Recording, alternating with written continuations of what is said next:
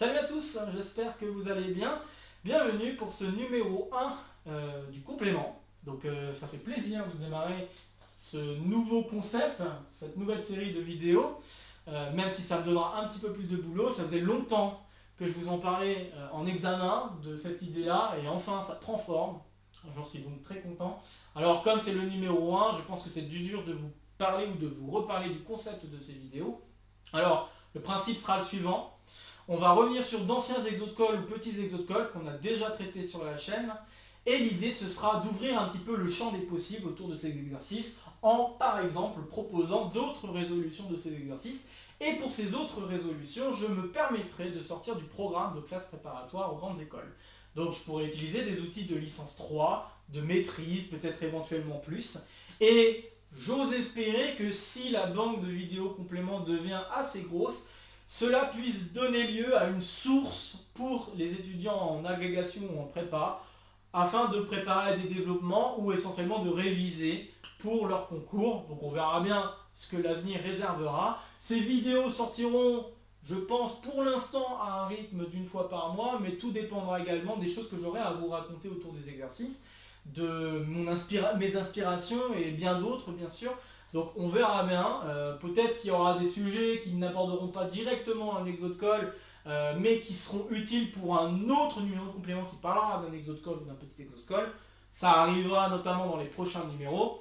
Mais enfin voilà, si vous voulez jeter un coup d'œil au programme et à 2-3 choses qui vont être faites sur les compléments, et puis bon bah c'est également le cas pour le programme des autres vidéos, vous pouvez toujours jeter un coup d'œil au lien en description, notamment au lien vers le site web. Bref, donc je pense que j'en ai dit suffisamment concernant ce concept, on verra bien ce que l'avenir réservera. Pour l'instant, on va se laisser porter gentiment avec ce numéro 1, où on va parler d'un grand classique de mathématiques. Là vraiment, je pense que c'est un résultat de la culture mathématique générale. L'intégrale de Gauss, cette intégrale de exponentielle moins x carré faite sur R, qui nous donne racine de pi. A savoir que ce résultat apparaît dans beaucoup de branches de mathématiques, notamment probabilité, statistique, également en analyse, et notamment les transformés de Fourier, et qui dit transformé de Fourier dit également physique. Bref, vraiment dans pas mal d'endroits, on retrouve l'utilisation de ce résultat, qui je pense est assez majeur donc en mathématiques. Et ce qui est aussi très intriguant, c'est qu'il y a un résultat, un théorème de Liouville, alors pas le même type de théorème que nous avons déjà rencontré sur la chaîne, sur les nombres algébriques, cette fois-ci c'est un autre type de théorème de Liouville, qui est finalement peut-être une traduction analytique du théorème de Liouville algébrique, mais un théorème donc qui permet de dire que l'exponentielle moins x carré n'admettrait pas une primitive qui s'exprimait de manière simple, c'est-à-dire comme combinaison linéaire de produits, de fonctions, de références, on va dire, des produits de polynômes, d'exponentielles, des choses comme ça. Donc il n'y a pas moyen de donner une expression d'une primitive d'exponentielle moins x carré sous cette forme, et malgré ça, on est quand même capable de donner la valeur de cette intégrale-là.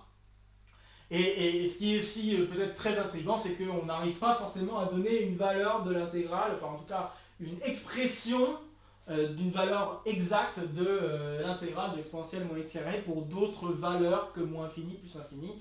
Il y a aussi 0 plus infini en jouant avec la parité bien sûr, mais il y a quand même des bornes pour lesquelles on a plus de difficultés, comme par exemple l'intégrale de moins 1 à 1, bah ça par exemple, on n'a pas vraiment de valeur, on n'a pas une expression de la valeur exacte de cette intégrale-là, par exemple. Voilà. Bref. Donc je trouve ça assez intriguant quand même d'avoir la capacité de calculer cette intégrale, malgré le fait qu'on n'a pas de primitive explicite, en tout cas, on n'est pas capable de donner une expression simple de ce genre de choses. Bon, alors le calcul de cette intégrale, c'est ce que nous allons aborder aujourd'hui. Et je vais d'abord vous évoquer un exocol qui a déjà été fait sur la chaîne depuis maintenant un certain temps. Parlant de cette intégrale de Gauss, je veux parler donc de l'exocol numéro 9. Si vous ne l'avez pas vu, je vous invite à jeter un coup d'œil en description et d'aller voir le lien pour revoir ou voir cet exocol. Donc cet exocol, juste pour vous le rappeler très brièvement, c'est en fait le calcul de cette intégrale-là en utilisant des fonctions qui se définissent comme intégrales à paramètres. Et en fait, l'idée est essentiellement de mettre en relation des intégrales à paramètres en jouant avec leurs dérivées par exemple. Et grâce à la relation qu'on obtient avec ces intégrales à paramètres, on joue avec les limites en 0 et en plus infini pour conclure la valeur de l'intégrale de 0 à plus infini, et donc par parité de cette intégrale-là. Donc voilà en quelques phrases l'idée de la résolution de cet exo de Cole. Encore une fois, je le répète, si vous voulez voir plus de détails de cette résolution ou juste simplement jeter un coup d'œil, rejeter un coup d'œil rapide à cet exo de Cole, je vous y invite fortement avant donc de continuer cette vidéo.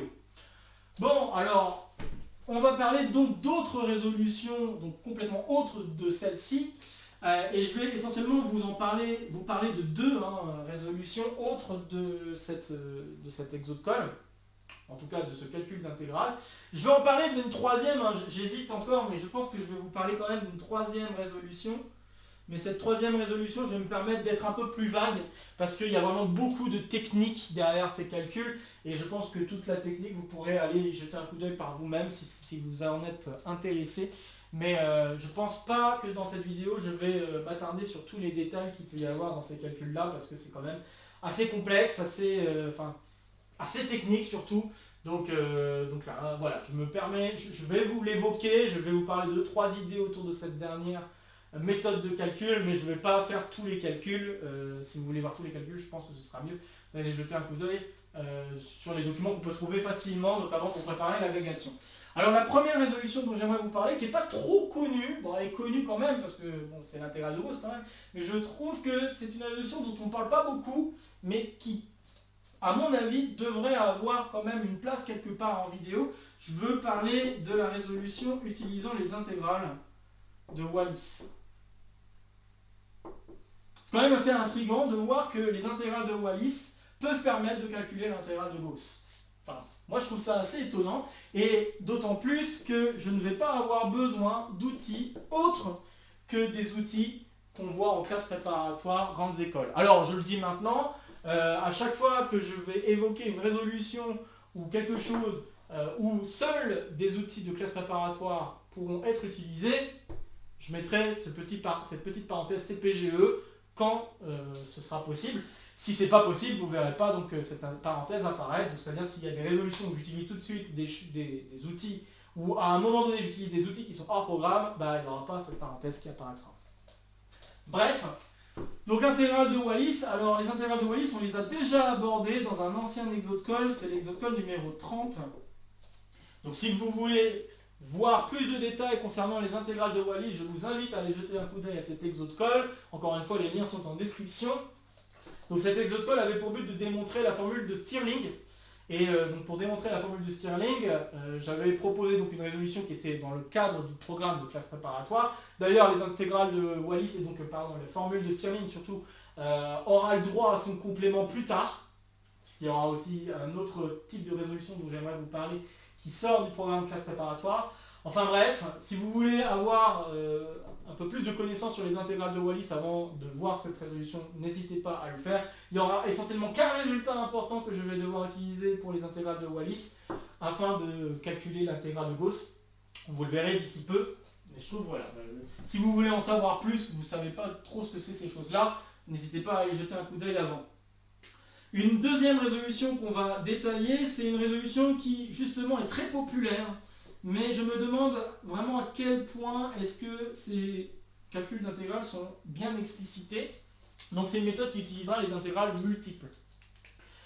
Cette méthode, vous l'avez certainement déjà vue, enfin en tout cas si vous avez été intéressé par l'intégrale de Gauss, je pense que c'est une des premières résolutions que l'on peut rencontrer quand on cherche comment on calcule cette intégrale-là. Donc je pense, même si ça peut paraître comme une énième résolution du même style, j'aimerais ici m'attarder sur les détails de cette résolution et vous montrer un petit peu plus comment ça fonctionne et essayer en tout cas de vous donner une résolution claire, peut-être plus claire que ce qu'on pourrait trouver dans d'autres vidéos où certains passages sont vraiment faits trop rapidement. Donc je pense que ça vaut le coup, en tout cas à mon avis, ça vaut le coup que je vous représente cette méthode en vraiment m'attardant sur certains points. Enfin, le bonus sur lequel j'aimerais m'attarder aussi, mais cette fois-ci je ne vais pas rentrer dans tous les détails comme je vous l'ai déjà dit un petit peu plus tôt, ça va être la méthode utilisant les résidus. Et donc de l'analyse complexe. Alors j'ai déjà fait une aparté parlant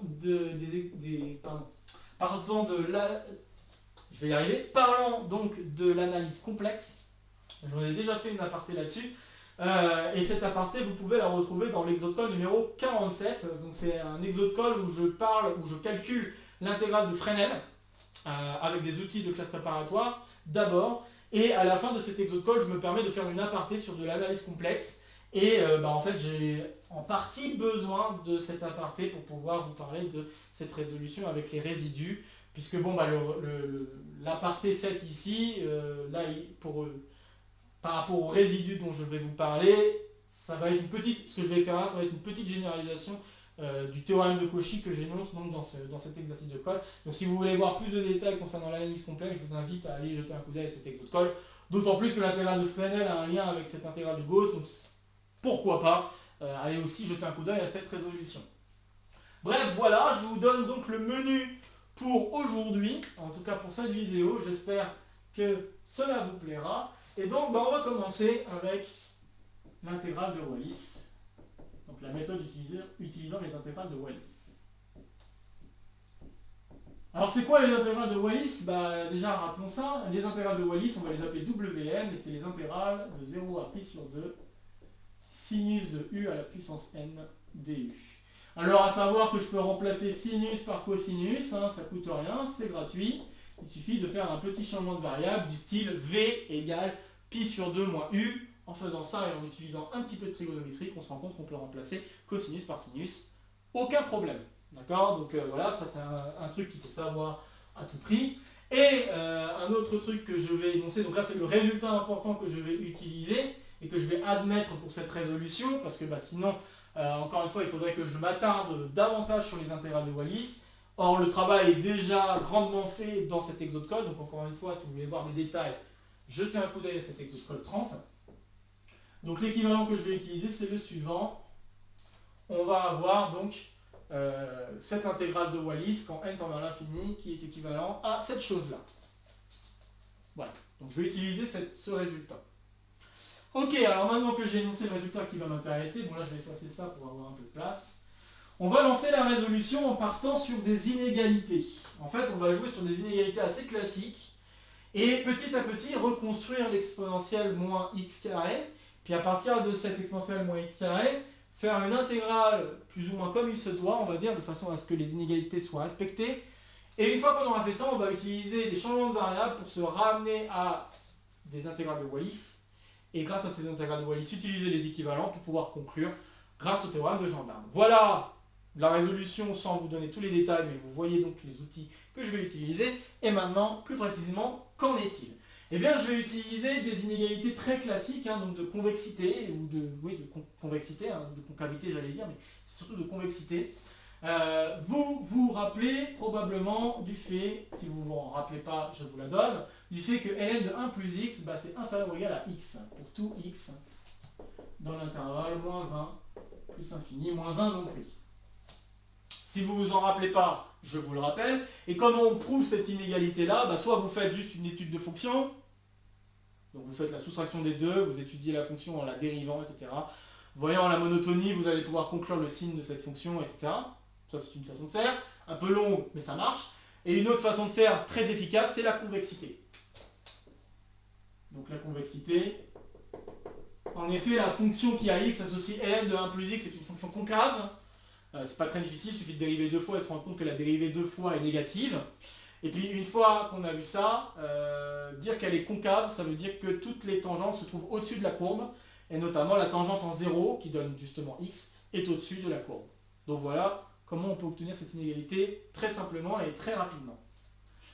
Donc voilà, donc ça, je vais avoir besoin de ce résultat et je vais l'appliquer dans un cas particulier. En effet, si je remplace x par t carré sur n, et notamment moins t carré sur n, je peux écrire que j'ai ceci qui est supérieur ou égal à ln de 1 moins t carré sur n. Alors bien sûr, il faut faire attention aux valeurs de t que je veux prendre ici, donc là je vais préciser pour t qui va être dans l'intervalle, alors a priori 0 j'ai le droit de le prendre, jusqu'à racine de n que je n'ai pas le droit de prendre. Racine de n, parce que là ça va me donner ln de 0. On n'est pas très content d'avoir ln de 0. Bref, mais je peux aussi écrire l'inégalité dans l'autre sens, en disant je remplace x par t carré sur n, puis ensuite je mets un moins. Et en mettant un moins, ça va changer le sens de l'inégalité. Donc ça veut dire que moins ln de 1 plus t carré sur n est supérieur ou égal à moins t carré sur n. Donc je vais obtenir ceci, moins ln donc de 1 plus t carré sur n.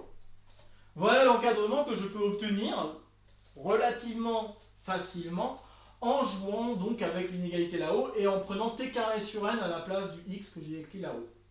Bon.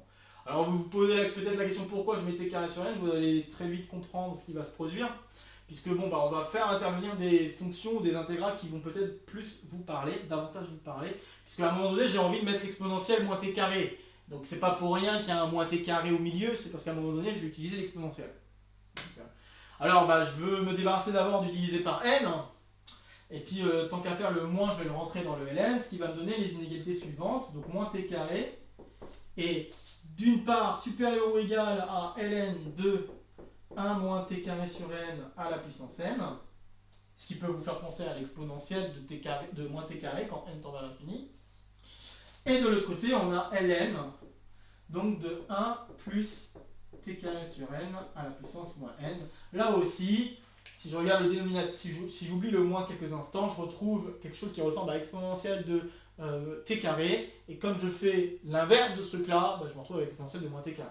Donc ces trucs-là ne viennent pas de nulle part, d'accord? L'idée de faire du t sur n ou du t carré sur n, ça ne vient pas de nulle part, c'est pour faire un lien donc avec l'exponentielle de moins t carré. Bref, bah, comme je l'ai dit, j'ai envie de faire apparaître l'exponentielle moins t carré, donc pour faire ça, je vais devoir appliquer l'exponentielle. Donc appliquer l'exponentielle, comme l'exponentielle est une fonction croissante sur R, rien ne m'empêche de l'appliquer donc à toutes ces inégalités-là et d'obtenir que 1 moins t carré sur n à la puissance n est inférieur ou égal à l'exponentielle moins t carré, est inférieur ou égal donc à 1 plus t carré sur n à la puissance moins n. Encore une fois, ces inégalités-là sont vraies à condition que t soit compris entre 0 et racine de n, hein, d'accord, ça c'est important. Et bon bah là, je pense que peut-être vous pouvez le sentir venir, j'ai envie de faire intervenir l'intégrale. Donc là, comme ces inégalités-là sont vraies sur l'intervalle 0 racine de n, j'ai envie d'écrire que je veux regarder l'intégrale de 0 à racine de n de chacun des termes. Donc je vais l'écrire. Là ici, j'ai intégrale donc de 0 à racine de n, 1 moins t carré sur n, puissance n, inférieur ou égal à intégrale de 0 à racine de n, exponentielle moins t carré dt, inférieur ou égal à intégrale 0 racine de n, donc de, je vais l'écrire comme ça, 1 plus t carré sur n à la puissance moins n. Voilà. D'accord, donc les inégalités étant vraies sur l'intervalle 0 racine de n, je peux écrire ces intégrales-là. La seule question qu'il faut se poser, c'est est-ce que ces intégrales sont bien définies? La première, oui, c'est un polynôme, d'accord, il n'y a pas de problème. Donc là, j'ai un truc polynomial en t, donc ça, c'est une intégrale qui existe. Hein, j'ai oublié un petit dt d'ailleurs, mais c'est une intégrale qui existe. La deuxième, c'est une fonction qui est continue sur un intervalle, ici 0 racine de n, pas de problème. Et puis, bon, bah, c'est pas très difficile de s'assurer que cette intégrale existe. Il suffit de faire juste des théorèmes de comparaison. Donc voilà, il n'y a pas trop de difficultés autour de ça. Et je crois que je le fais déjà dans l'exemple de code numéro 9, donc je ne vais pas le refaire. Et puis celle-là, bah là il faut se rendre compte qu'il n'y a pas de problème en 0 d'une part, et d'autre part, bah là quand n est plus grand que 1, on n'a pas non plus de problème pour cette intégrale-là. De toute façon, on va jouer avec le fait que n va tendre vers l'infini, donc il n'y a pas de problème à supposer que n est plus grand que 1. Et là on se retrouve avec du 1 sur 1 plus t carré, pour ainsi dire, à un coefficient de près. Et donc en jouant avec des équivalents, on se rend compte qu'en plus infini ça va être intégrable. En 0 c'est intégrable parce que la fonction est continue. Donc voilà, terminé. Ok, bon. Pas très difficile de s'assurer que toutes les intégrales que j'ai écrites existent. Bon, et puis maintenant, ce qui peut paraître surprenant, c'est que chacune des intégrales qui se trouvent de part et d'autre de l'intégrale qui est ici, peut s'écrire en fonction de l'intégrale de Wallis. Et c'est ça qui va m'aider à conclure. Puisque là, maintenant, ce que j'ai très envie de faire, je pense que vous vous en doutez, c'est de faire tendre n vers l'infini. Et pour pouvoir faire ça, il va falloir pouvoir dire des choses sur les limites de part et d'autre de ces inégalités-là. Et donc, bah, pour cela, on va utiliser les intégrales de Wallis. Alors, pour utiliser les intégrales de Wallis, je vais devoir faire des changements de variables. Le changement de variable que je vais faire à gauche, c'est un changement de variable qu'on peut plus ou moins deviner. Ici, je vais poser t, alors je vais plutôt l'écrire dans ce sens-là, je vais poser que t est égal à racine de n fois cosinus de u. Donc, ce qui veut dire que je pose u égale arcos de t sur racine de n, si vous préférez.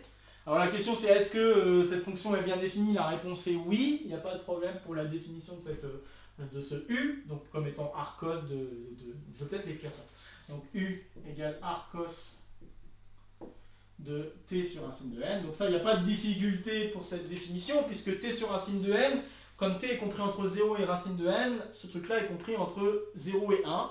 Donc l'arcosinus de ces valeurs-là, il n'y a pas de problème. Okay, un autre truc, c'est que cette fonction est bien un C1 difféomorphisme. D'accord, c'est le genre de truc qu'il faut vérifier. Donc ça veut dire que c'est une fonction C1, c'est une fonction bijective, et sa dérivée ne s'annule pas dans l'intervalle ouvert. Donc là, ici, la dérivée pourrait avoir peut-être un problème quand t égale racine de n, mais ça, on s'en préoccupe pas, ça va donner plus infini, on s'en préoccupe pas plus que ça. Par rapport au C1 difféomorphisme, on peut imaginer qu'on est en train de faire l'intégrale, enfin en tout cas on peut se dire qu'on est en train de faire l'intégrale plutôt sur 0 racine de n ouvert. Il n'y a pas de problème là-dessus. Donc bref. Ok, donc ça, il n'y a pas de problème avec ce changement de variable, on est plutôt content. Alors du coup, je vais aller jusqu'au bout de mon changement de variable et me rendre compte qu'en fait dt, ça va être, alors il faut que je fasse attention à un moins, parce que la dérivée de cos c'est moins sin, moins racine de n, sinus de u du. Ok, donc je vous ai fait toute la justification à l'oral rapidement. Si vous voulez voir plus de détails pour le changement de variable, vous pouvez peut-être le faire par vous-même, à mon avis. C'est pas très difficile de le faire. Bref, maintenant je fais le changement de variable ici et j'obtiens quoi? Eh bien je vais obtenir la chose suivante, intégrale de pi sur 2, puisque pour que le cosinus vale 0, il faut que le u qui soit ici vale 0. Et puis si je veux que j'obtienne racine de n, il faut que u égale 0. Donc le u égale pi sur 2, pardon, j'ai peut-être mal dit, mais il faut que le u vale pi sur 2 plus 2 capi, non, plus capi, si je veux que j'obtienne la valeur 0 ici, d'accord? Et puis pour obtenir la valeur racine de n, il faut que le cosinus vale 1, et pour qu'il vale 1, il faut qu'il vale 0 modulo pi, donc 0 plus capi. Là, ici, comme je le vois, comme cette expression-là, ça m'oblige à regarder automatiquement dans l'intervalle, finalement, 0 pi sur 2. Donc c'est pour ça que j'obtiens cette borne-là. Donc j'obtiens cette borne-là, fois 1 moins, et là, l'avantage d'avoir mis racine de n fois cos u, c'est que le racine de n va se simplifier ici. Donc là, je vais avoir racine de n au carré, ça fait n, le n se simplifie avec le n qui est ici. J'obtiens alors finalement cos carré de u. Tout ça à la puissance n. Et puis après, j'ai la dérivée ici à faire intervenir, donc je vais avoir fois moins racine de n, sinus de u, du. Ok, et donc on se rend compte que là on a une petite identité trigonométrique classique, j'obtiens ici sinus carré de u. Là j'ai sinus de u, donc au tout j'obtiendrai sinus de u à la puissance 2n plus 1. Le moins, je peux le faire intervenir pour faire en sorte que les bornes de l'intégrale soient dans le bon sens, donc de 0 à pi sur 2. Et puis le racine de n, c'est le seul truc qui va sortir. Donc au final, avec toutes ces manipulations que je viens de vous préciser à l'oral, j'obtiens que cette intégrale-là est égale en fait à racine de n fois w 2n plus 1. Donc en effet, c'est lié à l'intégrale de Wallis. Très bien. Alors maintenant, je vais faire la même chose de l'autre côté, mais cette fois-ci c'est un petit peu plus technique. Car là, je ne vais pas faire n'importe quel changement de variable, parce que là, le changement de variable, il y a un plus et pas un moins. Donc je ne peux pas m'amuser à faire un changement de variable similaire en mettant du cosinus ou du sinus. Par contre, si on réfléchit de manière un petit peu intelligente, on peut trouver un changement de variable qui marche du même style, avec de la trigonométrie, et la bonne idée, c'est de faire intervenir du tangente. Donc je vais effacer maintenant ce que j'ai écrit là, et juste retenir que cette intégrale, c'est la même chose que ça. Et maintenant, je m'occupe de l'autre côté. Alors, si je m'occupe de l'autre côté, j'ai quoi? Je propose le changement de variable suivant, v égale racine... Oups. C'est pas dans ce sens-là qu'il fallait que je l'écrive. Il fallait que je l'écrive dans l'autre sens. Je vais écrire t égale racine de n fois tangente de v. Alors, cette fois-ci, tangente de v, donc ça veut dire que si v égale 0, je suis ici, et si v égale 1, je suis ici. Donc ceci me donne un difféo... alors pardon, c'est pas v égale 1, c'est v égale pi sur 4, pardon. Donc si v égale pi sur 4, la tangente vaut 1 ici, d'accord? Donc ça me donne racine de n. Donc je peux voir ça comme une fonction qui va de 0 pi sur 4 vers 0 racine de n, d'accord? Et ça me donne un C1 difféomorphisme, encore une fois. J'en suis content. Donc très bien, on peut revérifier tous les détails qu'on veut. Et donc si je dérive, bah, qu'est-ce que j'obtiens? J'obtiens dt est égal à racine de n, la dérivée de tangente de v. Bon, je vous laisse le vérifier par le calcul si vous n'en êtes pas convaincu, c'est 1 plus tangente carrée de v. Très bien, et donc bah, je plug tout ça dans l'intégrale et j'obtiens la chose suivante. Intégrale de 0 à pi sur 4. De quoi? Eh bien de... alors là je vais peut-être l'écrire sous la forme de fraction. 1 sur, là je vais avoir 1 plus, et là, qu'est-ce qui se passe avec le t carré? Encore une fois, le fait d'avoir mis racine carrée de n, c'est pas innocent. C'est de façon à ce que quand je le mets au carré, ça fait n et ça simplifie avec le n qui est ici. D'accord? Donc en ayant ça, bah, je vais avoir juste tangente carrée finalement. Donc ça va faire 1 plus tangente carrée de v. Très bien. Et qu'est-ce qu'il me reste ensuite? Ben, il me reste racine de n. Alors, je suis en train de faire attention si j'ai pas fait une bêtise sur mes changements, sur mon changement de variable. Oui, j'ai oublié un puissance n, moins n, c'est ça que j'étais en train de me dire. Il manque ça. Ok, il manque ça. Excusez-moi. Donc j'ai ça, moins n, c'est mieux. Puissance n du coup. Je vais essayer de faire en sorte. J'étais en train de me dire j'ai eu un bug parce qu'il me manquait quelque chose. Mais c'est normal, il manque le puissance n parce que c'est puissance moins n ici. Donc n, le tout fois racine de n, 1 plus tangente carrée de v dv. Et ce qui est cool avec ce champ de variable, c'est que la dérivée qui est apparue ici se simplifie en partie avec la dérivée qui est ici. Ce qui est bien à prendre, hein, faut pas cracher dessus. Donc je vais avoir le racine de n que je vais mettre en facteur de tout. Et je vais me retrouver avec l'intégrale de 0 à pi sur 4 de tac tac 1 sur 1 plus tangente carrée de v à la puissance n-1 dv. Et là, c'est pas pour rien que j'ai écrit 1 sur 1 plus tangente carrée de v. Car vous connaissez une autre expression de 1 plus tangente carrée. Si vous vous souvenez de votre dérivée de tangente, peut-être que vous n'avez pas vu cette expression-là, peut-être que vous avez vu une autre expression. Et l'autre expression, eh bien c'est 1 sur cosinus carré. Donc en effet, 1 plus tangente carrée, c'est la même chose que 1 sur cosinus de v au carré. Et c'est pas très difficile, il suffit de mettre ça sous le même dénominateur et se rendre compte qu'au numérateur, on a cos carré plus sin carré, qui donne 1. Voilà. Donc on a ceci, on est content, et donc bah, je vais le remplacer, car là j'ai l'inverse, hein, donc ça veut dire que j'ai cos v finalement au carré. Donc ceci me donne racine de n, intégrale de 0 à pi sur 4, de cos 2n moins 2 de v dv. Or, la fonction qui est dans l'intégrale ici, c'est une fonction qui est positive sur l'intégrale 0 pi sur 2, et pas juste 0 pi sur 4. Donc du coup, ça veut dire que cette intégrale-là, si je veux, je peux le majorer par l'intégrale qui va de 0 à pi sur 2. Car là, pour l'instant, vous pourriez me dire, oui, mais cette intégrale, c'est pas encore l'intégrale de Wallis. Bah, pour se ramener à ça, c'est exactement l'argument que je viens de lancer. Je sais que le cosinus est positif dans 0 pi sur 2. Donc en mettre à la puissance 2n-2, ça ne change rien. Et donc, bah, regarder une intégrale sur un intervalle plus petit que l'intervalle 0 pi sur 2, donc un intervalle inclus, je veux bien dire par... quand je dis plus petit, je dis bien inclus.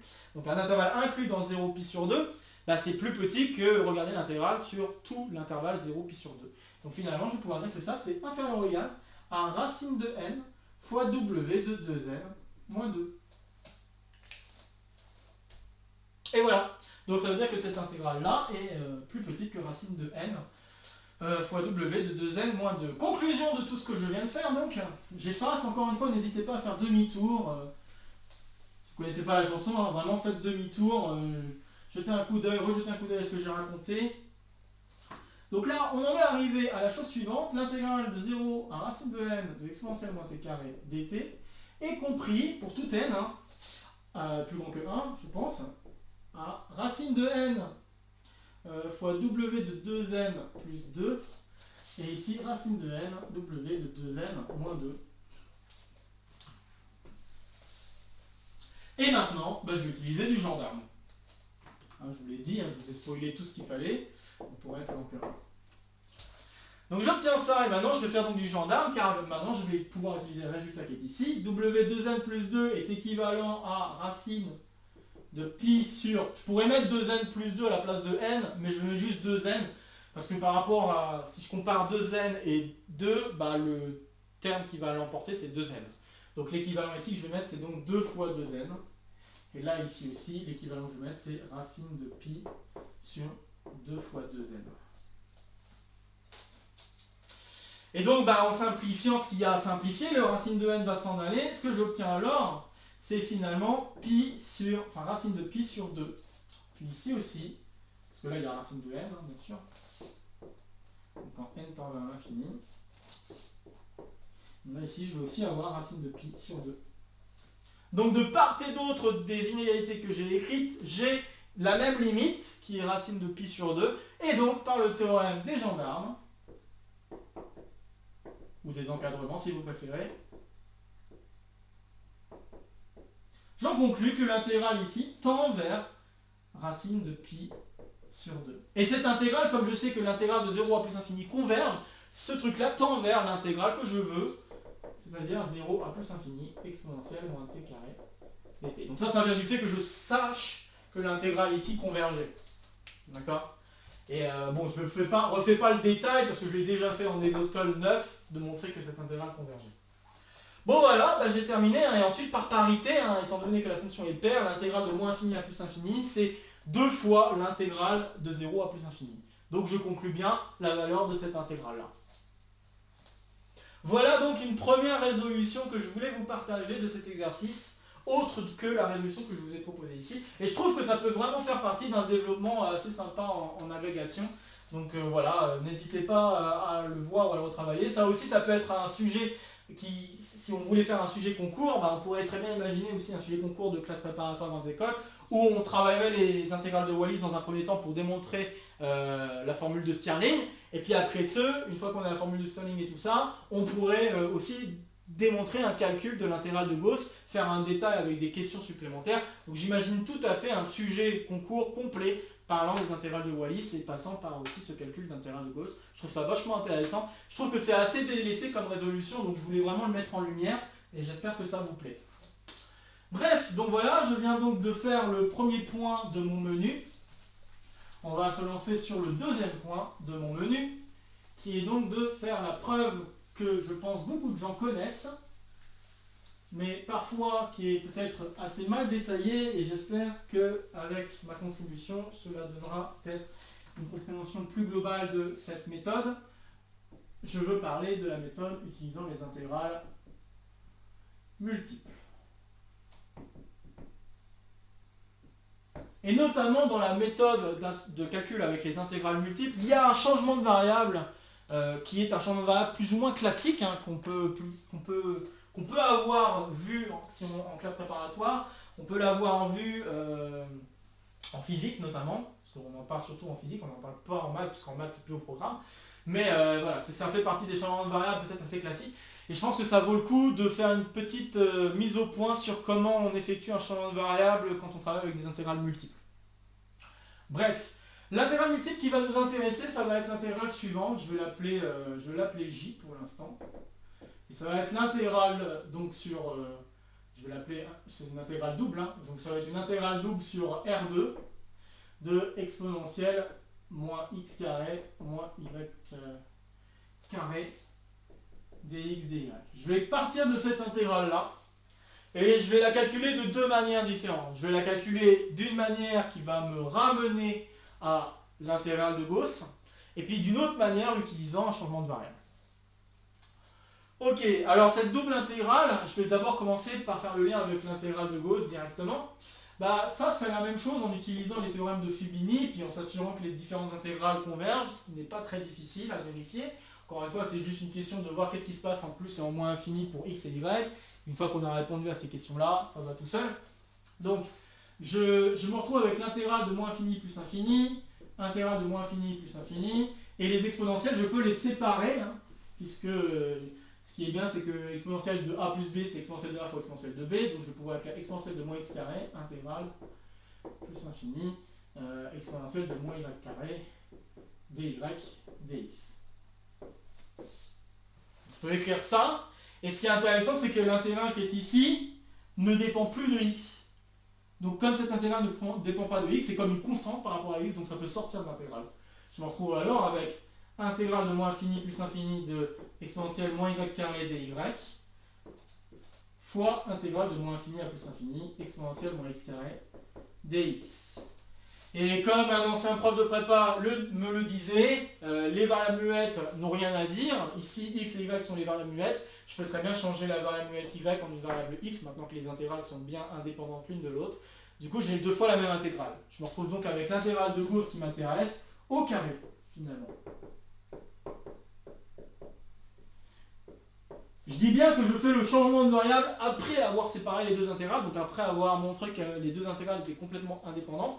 Parce que si ce n'était pas le cas, je ne pourrais pas m'amuser à remplacer y par x là, hein, à ce moment-là. Je ne peux pas, parce que là, il y a un gros problème sur les notations qui seraient utilisées.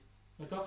Donc faire très attention à quel moment on a le droit de faire des changements de variables qui ne causent aucun problème. Donc là, notamment ici, pouvoir se permettre de remplacer y par x, par exemple. Voilà, faut être sûr de son coût. Donc déjà, dans un premier temps, on voit que cette intégrale double correspond finalement à l'intégrale de Gauss au carré. Bon, bah, je vais l'écrire ici. C'est l'intégrale de Gauss au carré.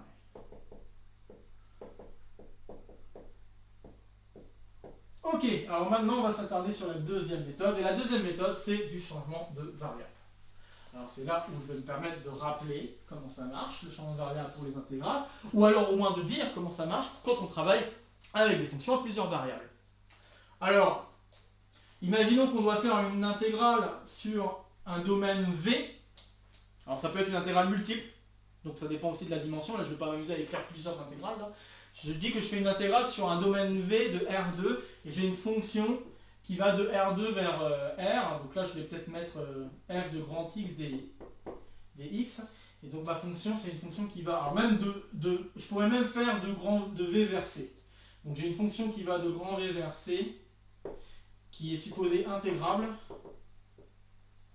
D'accord ? V c'est un ouvert, souvent défini comme ouvert. Bon après je peux prendre le fermé si ça pose aucun problème, mais l'ouvert inclus dans C. Un ouvert, pas dans C, dans R.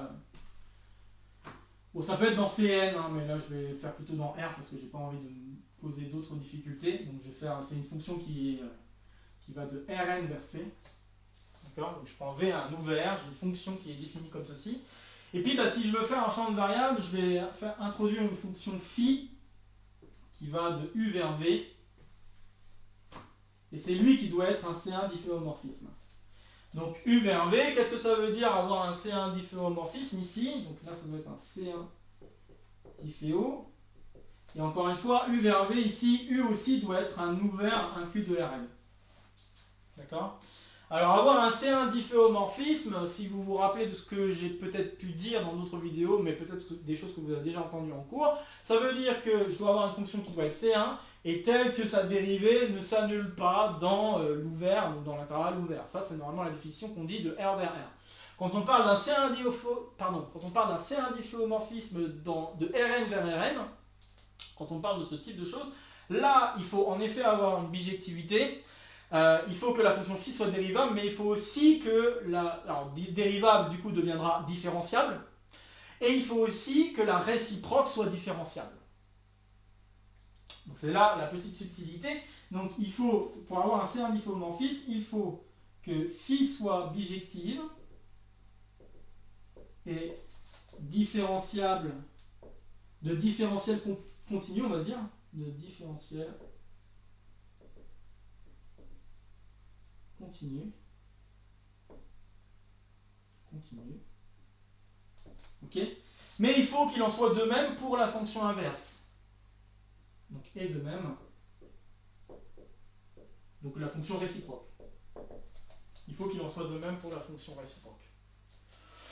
Je pense qu'il y a peut-être des choses qui s'impliquent l'une de l'autre. Peut-être qu'il y a un peu trop de conditions à demander à ce que phi1 soit bijectif. Voilà, par exemple, phi1 bijectif, évidemment, parce que phi est bijectif. Mais peut-être qu'il y a des conséquences sur le fait que la différentielle est continue pour phi moins 1. Mais, par précaution, je préfère vous dire qu'il faut quand même vérifier que la différentielle de phi moins 1 soit aussi une différentielle continue. Je pense que je préférais ça, parce que en gros ça remplace, d'une certaine manière, le fait de dire que la dérivée s'annule en certains points. C'est pas impossible d'avoir une fonction... Enfin, ça remplace le fait que la différentielle soit non nulle, on va dire d'une certaine manière.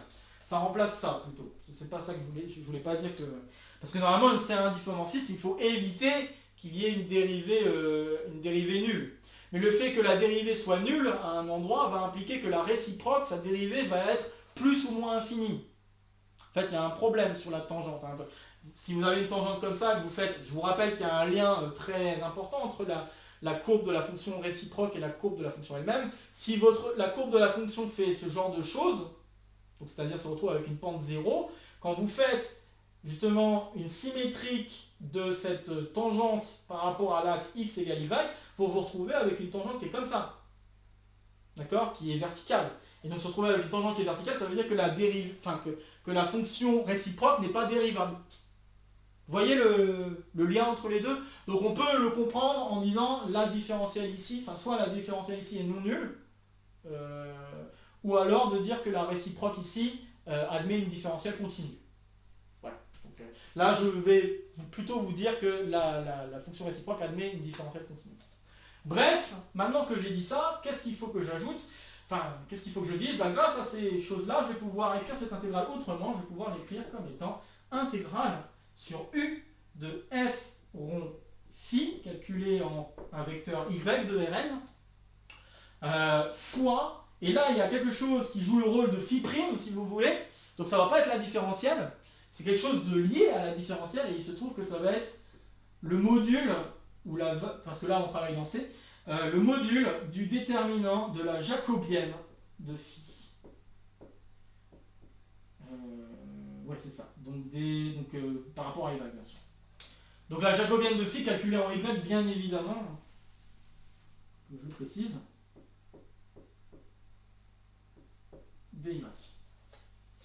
Donc, sous ces conditions, on va pouvoir dire que cette intégrale existe. Donc ça veut dire que toute cette partie-là de fonction est différentiable, est intégrable, pardon. Donc toute cette partie-là de fonction est intégrable, et donc les deux intégrales sont égales. Ok? Donc voilà ce que dit l'énoncé de changement de variable quand on travaille avec plusieurs variables. Et maintenant, il y a peut-être quelque chose à dire, c'est par rapport à la jacobienne. C'est quoi la jacobienne de phi, d'une application comme ça? Eh bien, la jacobienne d'une fonction phi, si on a une fonction phi qui va de Rn vers... Bon là ici je fais de Rn vers... je suis juste en train de réfléchir à ça. Oui, donc si j'ai une fonction phi qui va de Rn vers Rm, je vais peut-être faire le cas général. Donc si j'ai une fonction phi qui va de Rn vers Rm, ça veut dire que phi peut s'écrire, donc phi d'un vecteur x peut s'écrire phi1 de x jusqu'à phi m de x. Si je veux, je peux l'écrire comme ça. Et chacun des phi sont des fonctions qui vont de Rn vers R. Et la jacobienne dans ce cas-là, ça va s'écrire comme bon, je vais peut-être l'écrire en un seul tenant. Donc ça va être la dérivée de phi i, alors attendez, la ligne, oui donc c'est ça, phi i, sur la dérivée, je vais faire la dérivée de phi i par rapport à la variable xj. Voilà, c'est ça. Donc je vais faire ce calcul-là pour i allant donc de 1 à n, raté. Oui, c'est ça. Non, c'est de 1 à m, pardon. Et pour j, lui, il va aller de 1 à n. Voilà. Donc voilà ce que c'est la jacobienne d'une fonction à plusieurs variables. Si ça ne vous parle pas, c'est pas trop grave. Ça, normalement, c'est encore au programme, je pense, on en parle encore en prépa, mais plutôt en deuxième année de classe préparatoire. Mais voilà, ça c'est une notion intéressante qui permet aussi, d'une certaine manière, de voir, d'essayer de comprendre comment marche la différentielle. Donc à la place de la différentielle, ce qui intervient, c'est ce déterminant-là. Ok. Donc voilà l'énoncé général, et maintenant je vais appliquer cet énoncé général pour un changement de variable très classique que l'on peut effectuer, notamment quand on reconnaît un truc qui ressemble à x carré plus y carré. C'est le changement de variable en coordonnées polaires. Donc je vais effacer maintenant ce que j'ai écrit là. Encore une fois, n'hésitez pas à faire demi-tour si vous voulez réentendre ou revoir des choses que j'ai pu expliquer là. Et je vais donc appliquer ce résultat là à un changement de variable classique qui va être le suivant. Donc là, la fonction phi qui va rentrer en jeu, ça va être la fonction qui, à rθ, associe. Donc faut pas faire de bêtises, donc ça va être r cos θ, r sin θ. Donc ça, c'est le changement coordonnées polaires.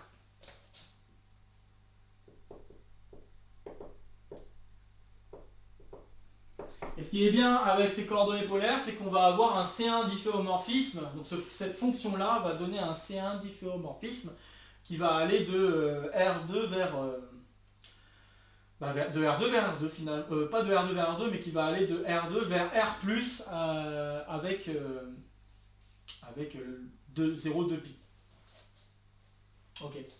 Donc je vais avoir ici, je vais de R... Donc là, ça va être R plus croix 0 de pi. Alors bien sûr, il faut qu'il y ait un des deux angles qui soit exclu. Donc je pense que je vais exclure 2pi. Et probablement qu'il faut que je fasse attention à certaines choses, notamment ce qui se passe en 0.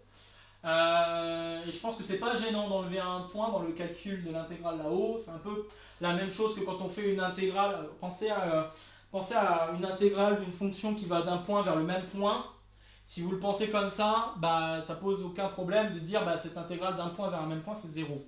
L'intégrale de a vers a de f de t peut se comprendre comme juste étant égal à 0 si j'ai une fonction continue. Donc bon, on pourrait se permettre d'enlever 0 si ça pose vraiment un gros problème. Mais, donc là, je vais avoir ça vers R2. Ok, donc cette fonction-là, ça va être, et là je vous laisse le soin de vérifier, c'est un C1 difféomorphisme, et là ce qui va m'intéresser, c'est notamment la jacobienne. Donc ça, c'est un C1 diff. Alors, encore une fois, peut-être qu'il faut que j'enlève 0. C'est une question qui peut se poser, mais enlever 0, ça ne change presque rien au calcul. Donc enlever 0, quand je dis enlever 0, c'est enlever 0, 0, hein, bien sûr. Donc, oui, enlever 0 ici, ça enlèvera 0, 0 ici. Donc c'est vraiment, ça ne change rien, d'accord. Bref, on va avancer. Alors J alpha, enfin J phi là, bah là, je fais donc les dérivées partielles. Alors là, je dois faire une dérivée partielle par rapport à R, ça va me donner cos θ. Si je fais une dérivée partielle par rapport à θ, je vais obtenir, donc dérivée de cos, ça fait moins sin, donc moins R sin θ. Ici, je vais avoir dérivé par rapport à R, ça fait sin θ. Et ici, je vais obtenir, normalement, si je ne fais pas bêtise, ça fait R cos θ, si je ne fais pas bêtise. Oui, c'est ça. Dérivée de sin, c'est cos. Ok. Donc j'obtiens ça c'est la jacobienne. D'accord. Qu'est-ce qui s'est passé pour la jacobienne? J'ai pris R cos θ, j'ai dérivé par rapport à R. Puis ensuite R cos θ, j'ai dérivé par rapport à θ. R sin θ, j'ai dérivé par rapport à R. R sin θ, je le dérive par rapport à θ. Ça me donne la jacobienne, donc, pour ma fonction phi. Et bah, il faut que je calcule le déterminant de ce truc. Puis après que je regarde le module si besoin. Et en fait, j'aurais pas besoin de regarder le module. Le déterminant de ce truc-là, bah, ça va me donner en fait R cos carré θ moins plus sin carré θ finalement. Et vous voyez que cos carré plus sin carré ça fait 1, ça va me donner donc R. Voilà. Très bien, alors maintenant que j'ai fait ça, qu'on s'est assuré de pas mal de petites choses, donc le côté C1 difféomorphisme, c'est pas très difficile à s'assurer, il y a peut-être juste le 0, je vais peut-être le mettre d'une couleur comme ça, juste pour dire que si ça pose problème, on peut l'enlever. Je vais peut-être faire ça. Donc ce que je veux, c'est, si besoin, j'enlève le 0 ici, et ici ça enlèvera donc juste le point 0, 0. Si besoin. Mais si j'enlève 0, 0, l'intégrale J est toujours égale quand même à l'intégrale où j'enlève juste un point. Ça ne changera absolument rien. Donc je peux enlever un nombre fini de points dans mon calcul d'intégrale, ça ne changera rien du tout au calcul de l'intégrale que je fais, puisque je travaille avec une fonction continue. Vraiment rien du tout. Bon, très bien. Alors maintenant que j'ai dit ça, j'efface, et puis bah, je vais faire le champ de variable que j'ai considéré, car grâce à ce champ de variable, tout va dépendre que de R et plus de θ. C'est ça qui va être avantageux, puisque du coup, x carré plus y carré, c'est la même chose que r carré finalement, avec les coordonnées polaires. Donc, ma double intégrale J va pouvoir s'écrire comme double intégrale de R plus croix intervalle 0 de pi j'ai dit, Donc j'ai changé le domaine sur lequel j'intègre par rapport au domaine de point de départ de ma fonction phi, et je dois faire exponentielle de phi de quelque chose, donc ici ça va être moins r carré finalement, donc de phi de r θ, donc là ça me donne ça, fois, et là le dx dy devient dr dθ, et il faut juste ne pas oublier la multiplication par le module de la jacobienne, ici le module de la jacobienne c'est r, puisque r est un réel positif, donc on se retrouve avec ça. Très bien. Encore une fois, si besoin je peux enlever 0, ça ne change rien à la suite du calcul. Bon, et puis maintenant je vais utiliser Fubini, normalement on s'y attend, alors j'utilise Fubini, et ce que je vais faire, c'est que je vais faire la chose suivante, je vais d'abord intégrer par rapport à R, donc je vais avoir 0 à plus infini, donc de exponentielle moins R carré fois R, et puis je vais avoir une intégrale qui dépend que de θ, mais cette intégrale est vide, donc je vais me retrouver de 0 à 2pi de 1, finalement si vous voulez, dθ. Je vais mettre 1 comme ça, dθ. Donc de... dr. Donc elle n'est pas tout à fait vide cette intégrale, ce que je veux dire c'est juste vide de terme, c'est juste 1 fois 1, d'accord. Et donc bah, là, cette intégrale là, du coup c'est 1 fois, là je suis en train de faire une intégrale sur un intervalle d'une fonction constante, donc c'est juste la longueur de l'intervalle fois la constante, autrement dit je vais me retrouver avec 2pi. Donc ceci me donne 2pi fois l'intégrale de 0 à plus infini de r exponentielle moins r carré dr. Et ça, là je reconnais une expression assez sympathique, puisque ça, je reconnais que c'est la dérivée, donc le r carré, si je la dérive, j'obtiens moins 2 fois r. Et là j'ai un fois r, donc il y a juste un jeu avec une constante à faire. Et en jouant avec une constante, donc là peut-être en faisant intervenir le x2, là je pense que ça peut être intelligent de faire ça. Si je fais intervenir le x2, je vais me retrouver finalement avec pi fois, donc entre crochets, moins exponentielle moins r carré calculé en 0 et en plus infini. En plus infini, cette exponentielle tend vers 0, ça je pense que c'est assez clair, et en 0, ça vaut 1, du coup je me retrouve avec moins 1 qui me donne 1, donc au final j'obtiens juste pi.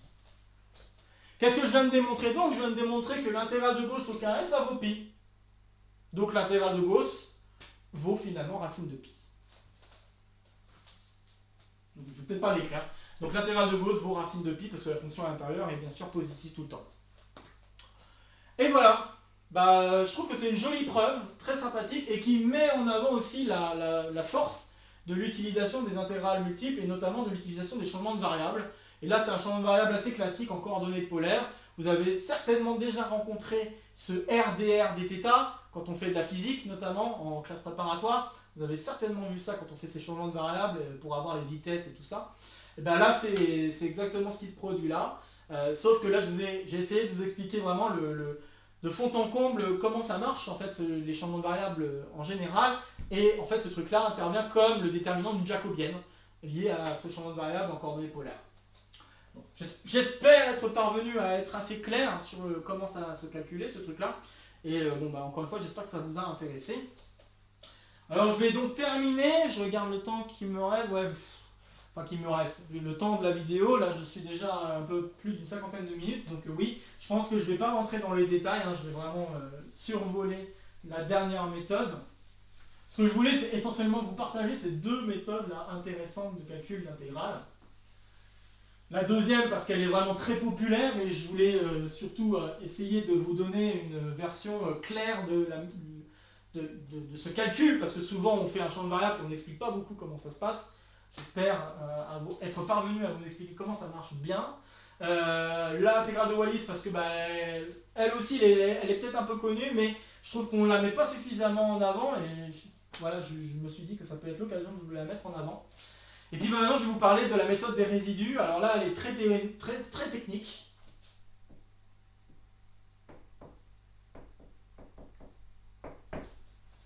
Alors, résidus, donc là dans l'exode col numéro 47, à la fin de l'exode col, je vous parle d'un théorème de Cauchy, où il faut utiliser un lacet rétractible. Donc il faut utiliser un lacet rétractible dans C, et en jouant avec ce lacet, on a une formule qui nous dit que sous certaines conditions, l'intégrale sur le long en fait finalement de ce lacet va valoir en fait 0 s'il n'y a pas de pôle à l'intérieur du lacet. Par contre, s'il y a des pôles, il y a un terme qui va intervenir qui s'appelle le résidu. Et donc bah, en fait, voilà, je vais peut-être donner la formule. Je vais pas donner la formule du résidu en lui-même, parce que ça demande un petit calcul quand même, mais je vais au moins vous donner le. Bon, est-ce que je le donne quand même? Ouais, je sais pas, je me pose la question si je la donne quand même, la formule de résidu. Euh, Bon, je pense que je vais juste donner la formule générale en disant, enfin la formule des résidus, donc le théorème des résidus, dit la chose suivante. Si vous travaillez donc dans C, d'accord, vous voyez C comme un plan, et vous vous donnez un... Alors, je suis en train de demander où est-ce que j'ai mis... Ouais, ok, j'ai dû le mettre là, ouais c'est ça. Donc, je cherchais le bleu. Alors, si vous vous donnez ensuite une courbe dans C qui est rétractible, il faut l'orienter bien évidemment. C'est peut-être pas si évident pour tout le monde, mais ceux qui ont déjà vu cette théorie savent qu'il faut vraiment orienter ce truc-là. Si vous avez une fonction f que vous évaluez sur tout C, et que cette fonction a de bonnes propriétés, notamment qu'elle doit être holomorphe, et que, bon là ici je vais peut-être faire le cas général, si vous avez des pôles, en un nombre fini de pôles, donc ici Z1, Z2, Z3, Z4, alors vous avez le calcul suivant, donc c'est ça que dit le théorème des résidus.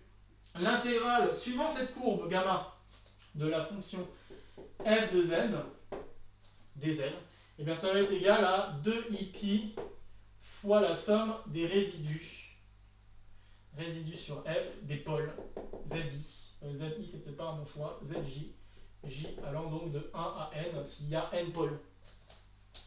Donc c'est ça que dit le théorème donc, des résidus, et dans un cas particulier qu'on a déjà vu dans l'exode code numéro 47, s'il n'y a pas de pôle, alors dans ce cas-là, finalement, j'ai cette intégrale-là qui vaut 0. C'est le théorème de Cauchy, en fait. Hein. Donc le cas où ce truc-là est égal à 0, c'est le théorème de Cauchy.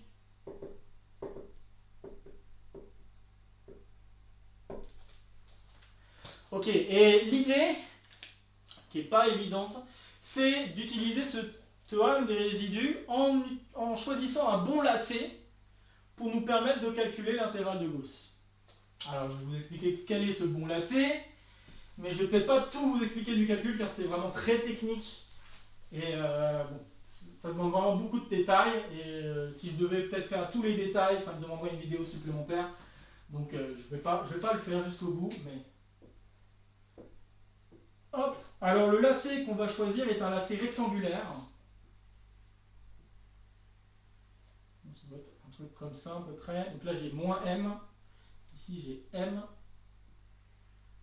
et la hauteur ici ça va être i racine de pi sur 2, si ma mémoire est bonne. Très bien. Donc je prends un rectangle, je l'oriente hein, bien sûr. Voilà. Et donc bah, je vais m'intéresser à l'intégrale de f de z. Donc j'ai l'intégrale sur gamma de f de z. dz. Ok.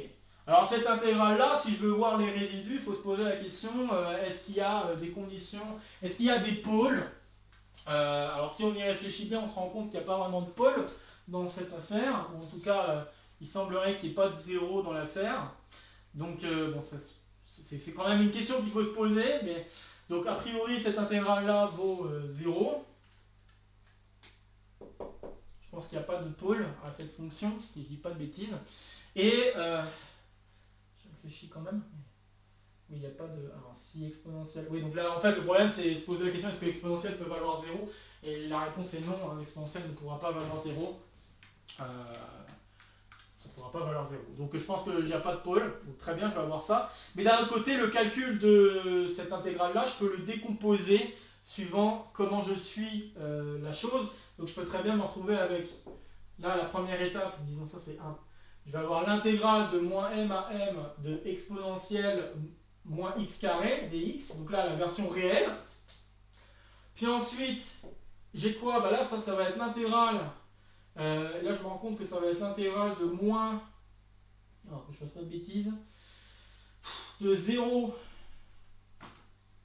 à racine de pi sur 2 de exponentielle moins, et là cette fois-ci je vais avoir m plus ix carré dx, donc je vais avoir ceci. Le terme suivant, j'ai intégrale de m à moins m de exponentielle moins x plus i racine de pi sur 2 carré dx. Et enfin la dernière intégrale donc de cette fois-ci de racine de pi sur 2 à 0 de exponentielle moins m plus ix dx.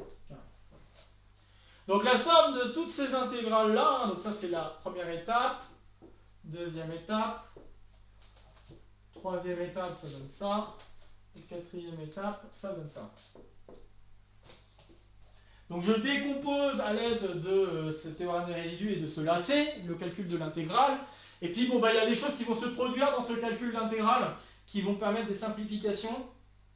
Je réfléchis un petit peu, mais il va y avoir peut-être une simplification entre les deux parties de ce rectangle. Et ce qui va m'intéresser beaucoup, c'est cette intégrale-là par rapport à cette intégrale-là. Je pense que essentiellement c'est là toute la difficulté en fait. Et il y a même carrément, alors parce que là je pense que je ne fais pas totalement bonne route. Si je voulais faire totalement bonne route, il faudrait que j'inclue l'intervention d'une autre fonction qu'on appelle g de z, je crois. Là, je joue un petit peu avec ma mémoire. Hein. Donc g de z qui s'écrirait 1 plus exponentielle de moins 2az ou quelque chose comme ça. Je ne sais plus exactement. Avec a qui est égal à racine de pi fois exponentielle de i pi sur 4. Je crois qu'il y a un truc comme ça. Et il y a un lien assez fort entre g de z et f de z. Sous certaines conditions bien sûr, mais il y a un lien assez intéressant entre ces deux choses. Je suis juste en train de demander s'il y avait peut-être des carrés, je suis pas sûr. Bon bref, encore une fois, mon souvenir est quand même très flou sur comment on calcule ces résidus. C'est aussi pour cette raison que je n'ai pas envie de rentrer dans les détails, mais de toute façon, vraiment, les détails sont... c'est très technique comme calcul. Mais ça peut être intéressant si vous voulez proposer un développement, là je parle pour ceux qui préparent la BEC ou le CAPES, ça peut être intéressant de regarder ces détails puis essayer d'approfondir comment on manipule tout ça. Là ici, je vous en parle rapidement, mais je ne l'ai pas vraiment préparé ce truc-là. Je vous en parle rapidement parce que je trouve que ça peut être intéressant de voir un calcul qui joue en utilisant ce résultat, donc ce théorème de Cauchy ou théorème des résidus. Et vous envoyez un exemple vraiment fait jusqu'au bout dans l'exode code numéro 47 avec l'intégrale de Fresnel et le lien entre l'intégrale de Fresnel et l'intégrale de Gauss. Je trouve que c'est assez intéressant. Mais là, bon, ici c'est vraiment très technique et il y a un lien avec une fonction à part qu'on ne peut pas inventer, hein. Comme vous voyez là, il y a une constante qui intervient ici, on ne peut pas l'inventer cette constante.